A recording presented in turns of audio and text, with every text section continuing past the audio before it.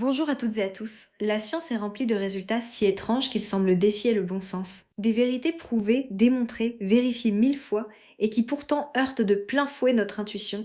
Aujourd'hui, je vous propose un voyage à travers les résultats les plus improbables de la science. Des paradoxes de probabilité qui trompent même les experts, des infinis qui se dédoublent, des théorèmes qui limitent les mathématiques elles-mêmes et des phénomènes quantiques à donner le vertige. Préparez-vous à être surpris. À la fin, vous ne regarderez plus le monde tout à fait de la même façon. C'est parti. Avant de commencer, une mise en garde. Notre cerveau a été façonné pour survivre dans un monde à taille humaine, des objets solides, des vitesses lentes, de petits nombres. Il n'a jamais été préparé à raisonner sur l'infini, sur les très grandes probabilités, ni sur l'infiniment petit. Résultat, face à ces domaines, notre intuition nous trahit constamment. Au cours des siècles, les mathématiciens et les physiciens ont découvert des vérités qui semblaient absurdes et qui se sont pourtant révélées rigoureusement exactes. Chacune de ces surprises nous apprend une leçon d'humilité. Voici les plus belles d'entre elles. Commençons doucement avec le paradoxe des anniversaires. Question: combien faut-il de personnes dans une salle pour qu'il y ait plus d'une chance sur deux que deux d'entre elles soient nées le même jour? La plupart des gens répondent 150 ou 180, puisqu'une année compte 365 jours. La vraie réponse est 23. Avec seulement 23 personnes, il y a déjà plus d'une chance sur deux. L'astuce, c'est qu'on ne compare pas une personne aux autres, mais toutes les paires possibles entre elles. Et avec 23 personnes, cela fait déjà 253 paires. Notre intuition sous-estime énormément le nombre de combinaisons. Voici un paradoxe qui a rendu fou des mathématiciens professionnels. Le problème de Monty Hall. Dans un jeu télévisé, trois portes. Derrière l'une, une voiture. Derrière les deux autres, une chèvre. Vous choisissez une porte. Le présentateur, qui sait où est la voiture, ouvre alors une autre porte, révélant une chèvre. Puis il vous demande: voulez-vous garder votre porte ou changer? L'intuition crie que cela ne change rien, une chance sur deux. C'est faux. Si vous changez, vous avez deux chances sur trois de gagner, en restant seulement une sur trois. Changer double vos chances. Ce résultat est si troublant que même les experts ont refusé d'y croire.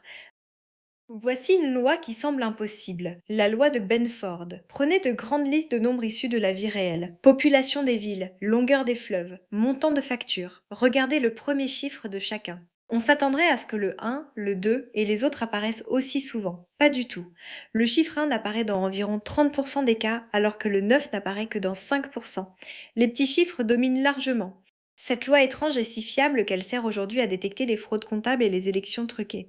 Quand les chiffres ne suivent pas Benford, c'est souvent qu'on les a inventés. Place maintenant à un piège statistique redoutable, le paradoxe de Simpson. Imaginez deux traitements médicaux. Le traitement A guérit mieux que le B chez les hommes. Il guérit aussi mieux que le B chez les femmes. Conclusion logique: A est meilleur, non? Eh bien, il est tout à fait possible que, sur l'ensemble de la population, le traitement B soit en réalité meilleur que le A. La tendance s'inverse quand on regroupe les données. Ce renversement vient d'une variable cachée, par exemple la répartition des cas graves.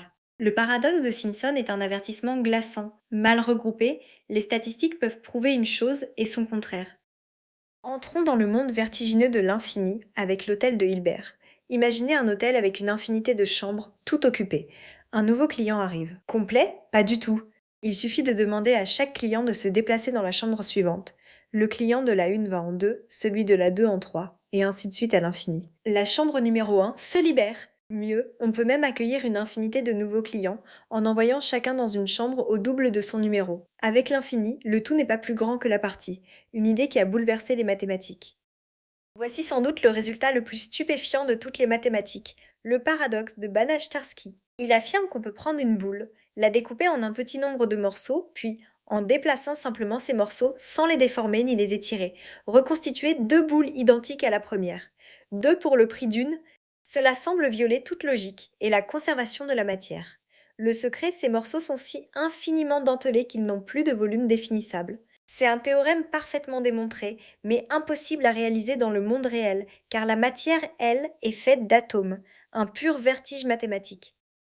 Et si les mathématiques elles-mêmes avaient des limites, c'est ce qu'a prouvé Kurt Gödel en 1931 avec ses théorèmes d'incomplétude. Son résultat est sidérant.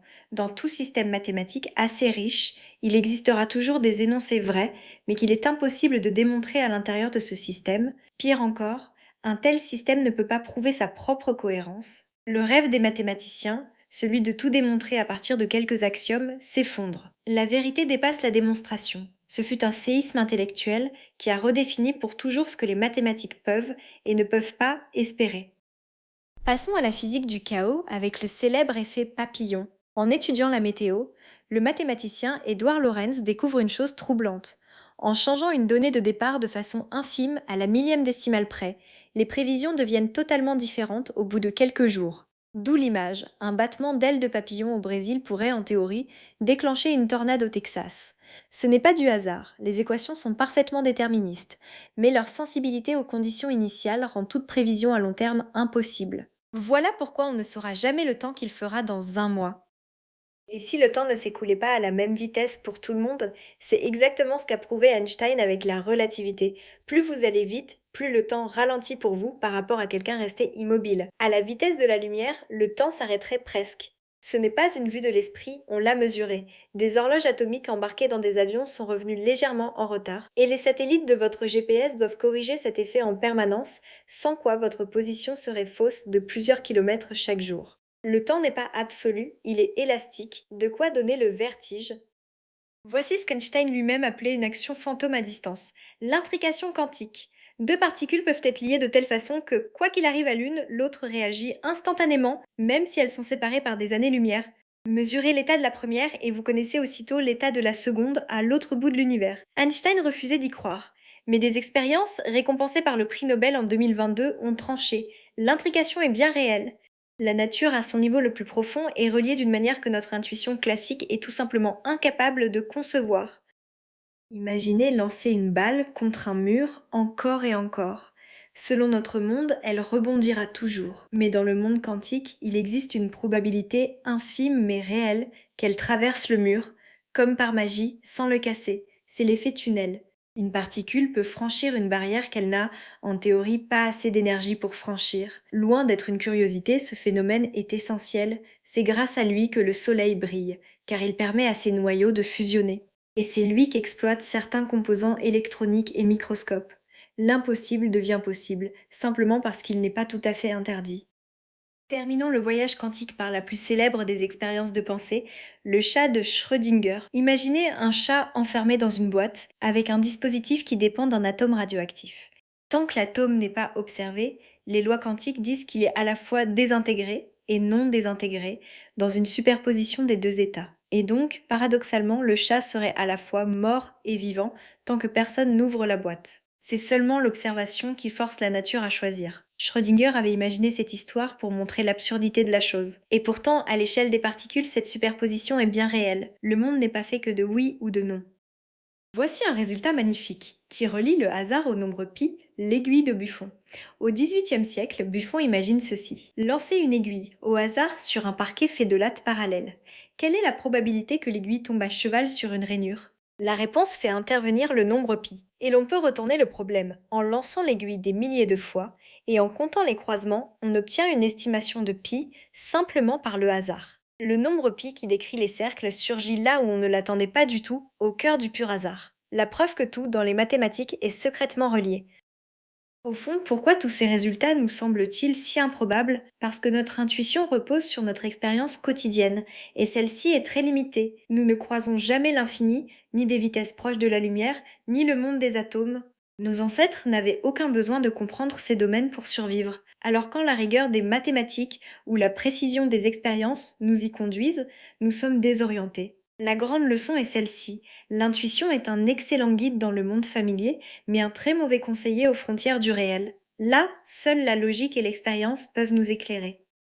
Récapitulons ce voyage au pays de l'improbable. Côté probabilité, nous avons vu le paradoxe des anniversaires, le problème de Monty Hall, l'étrange loi de Benford et le piège du paradoxe de Simpson. Côté infini, l'hôtel de Hilbert et le vertigineux Banach-Tarski. Côté limite de la pensée, les théorèmes de Gödel et l'effet papillon du chaos. Côté physique, la dilatation du temps, l'intrication, l'effet tunnel et le chat de Schrödinger. Et pour finir, l'aiguille de Buffon où le hasard rencontre Pi. À chaque fois, la même leçon, la réalité est plus étrange et plus belle que notre intuition ne l'imagine.